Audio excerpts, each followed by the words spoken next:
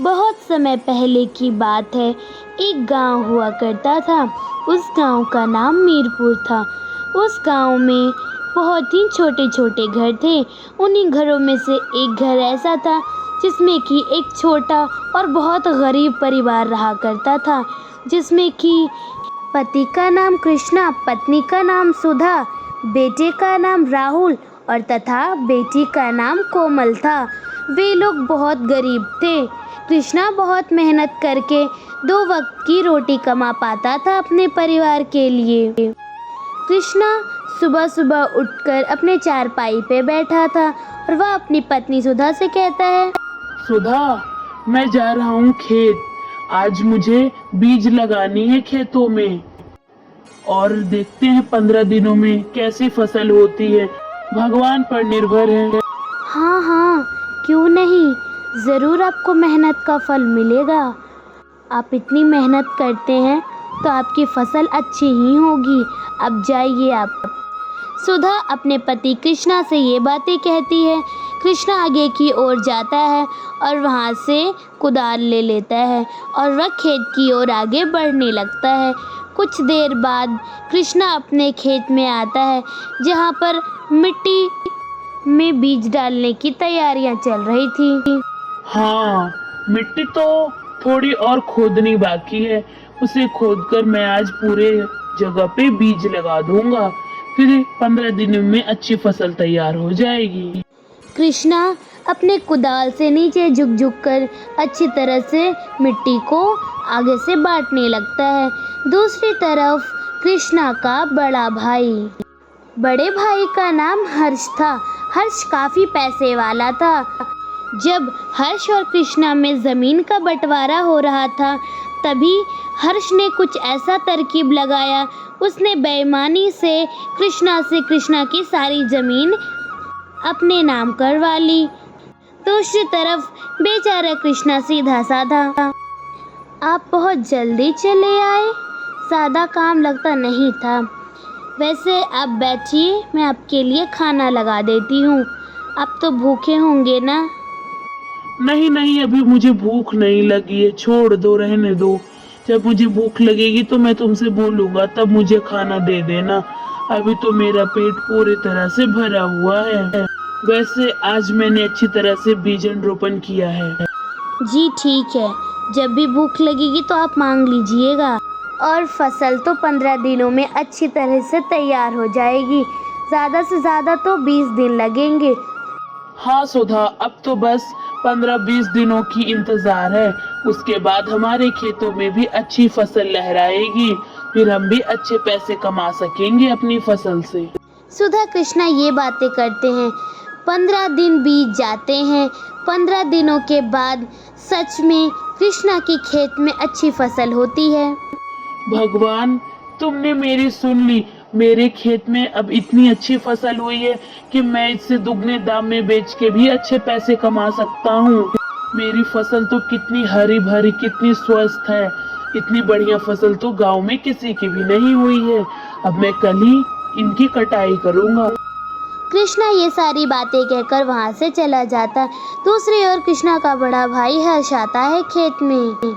अरे बाप रे, देखो तो सबसे ज़्यादा अच्छी फसल तो कृष्णा की हुई है। मेरी फसल में तो कीड़े लग गए हैं और इसकी फसल देखो तो कितनी हरियाली है। ऐसा करता हूँ, मैं कल इसकी फसल में आग लगा देता हूँ। आग लगाने से इसकी फसल तो 1 रुपए में भी नहीं बिकेगी और ऐसा करके कृष्णा कभी भी अमीर नहीं हो पाएगा और हमेशा मैं ही अमीर रहूँगा और मैं किसी को अमीर नहीं होने दूँगा। कल मैं ऐसा ही करूँगा कि मैं कृष्णा का सारी फसल को आग लगा दूँगा, जिससे ये फसल उसकी कोई भी काम की नहीं होगी। हर्ष बहुत ही निर्दयी था। कृष्णा काफ़ी गरीब था, लेकिन उसे उस पर ज़रा भी दया नहीं आती है। कृष्णा वहाँ से चला जाता है। अगली सुबह एक दिन बीत जाती है। अगले दिन फिर से वहाँ पर हर्ष आ जाता है। उसके हाथ में एक मशाल थी। वह चुपचाप जाता है और सारे फसल को अपनी मशाल से आग दे देकर आग लगाने लगता है। फसल को आग लगाने के बाद वह वहाँ से चुपचाप ये बातें कहकर निकल लेता है। अरे वाह, चलो फसल में तो आग लग गई, कुछ देर में ये फसल खाक में बदल जाएगी, अब मैं चलता हूँ। वहाँ से हर्ष चला जाता है। कुछ देर बाद वहाँ पर आ जाता है कृष्णा। वह ये सब देखता है और कहता है, हे भगवान, ये क्या हुआ? मेरी कल इतनी अच्छी फसल, इसमें ये आग कैसे लग गई? अब मैं क्या करूं? कैसे आग में बुझाऊं? अब तो ये आग बुझ भी नहीं सकती, इतनी आग लग गई है कि मैं ही इसमें झुलस जाऊंगा। मैं क्या करूं? भगवान मुझे खुश कभी भी नहीं देख सकते हैं। कृष्णा ये सारी बातें कहकर वहीं पर बैठकर रोने लगता है। पर क्या फ़ायदा रोने से? कृष्णा की तो सारी फसल बनी बनाई बर्बाद हो गई, 20 दिनों की मेहनत भी। बेचारा कृष्णा हिम्मत बांधकर अपनी जली हुई खेत को छोड़कर अपने बड़े भाई के घर में जाता है। वहाँ पर पहुँचने के बाद वह अपने बड़े भाई से मदद मांगता है। वह अपने बड़े भाई से कहता है, बड़े भैया, मेरी मदद कीजिए। मेरी फसल पूरी तरह बर्बाद हो गई है। मेरी मदद कीजिए। मेरे घर में तो अब कुछ भी नहीं है कि मैं अपने बच्चे और अपनी पत्नी को खिला सकूं। आपके पास थोड़े से पैसे हैं तो दे दीजिए ना, मैं आपको कुछ दिनों में लौटा दूंगा। हर्ष उठता है और अपने भाई के सामने जाकर कहता है कि अच्छा, मुझे बेवकूफ़ तू मत बना।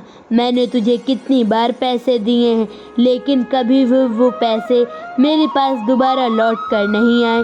जब भी मैं तुझे पैसे देता हूँ, तू उस पैसे को रख लेता है और उड़ा देता है। तूने कभी भी मेरे पैसे वापस नहीं किए हैं। झूठ में तू आ जाता है मेरे पास। मैं तुझे एक फूटी कौड़ी नहीं दूंगा। खुद तो कमाते नहीं हैं और आ गए हैं मेरे पास। इस घर को देखो, इस घर को मैंने अपने मेहनत की कमाई से बनाया है। अब तू निकल जा मेरे घर से, चल जा।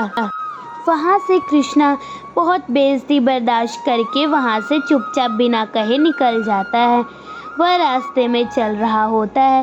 रास्ते में एक बूढ़ी महिला एक घड़े के पास बैठी होती है। वह बूढ़ी महिला कहती है, बेटा, कुछ खाने को है तो दे दो या थोड़े से पैसे दे दो।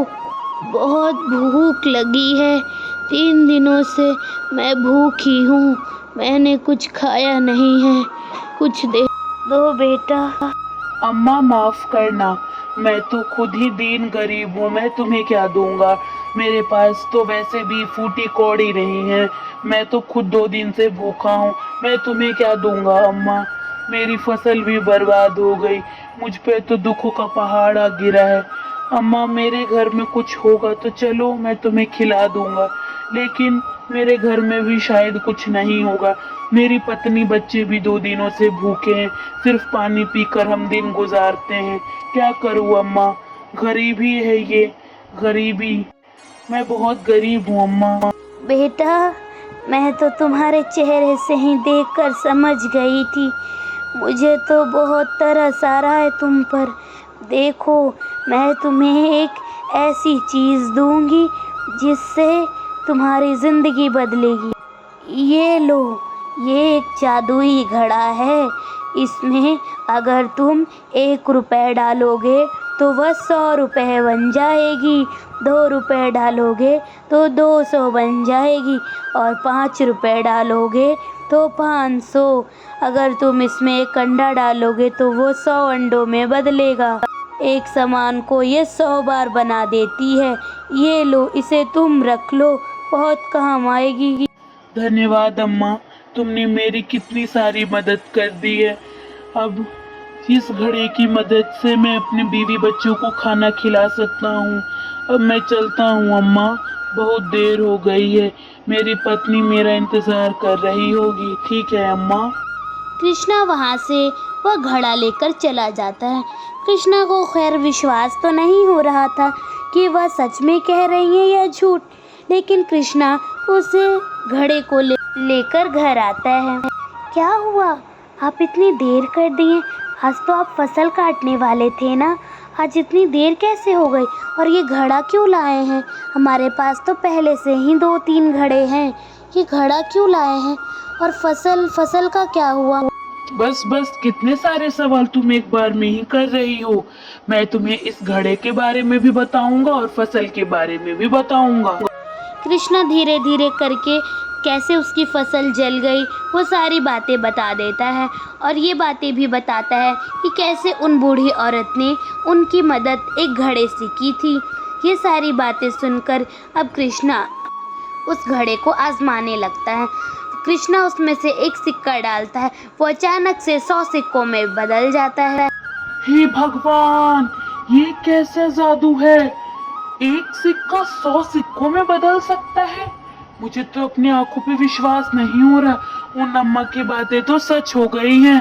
वो अम्मा हमारे लिए फरिश्ता है, फरिश्ता। अम्मा का तो धन्यवाद करना चाहिए।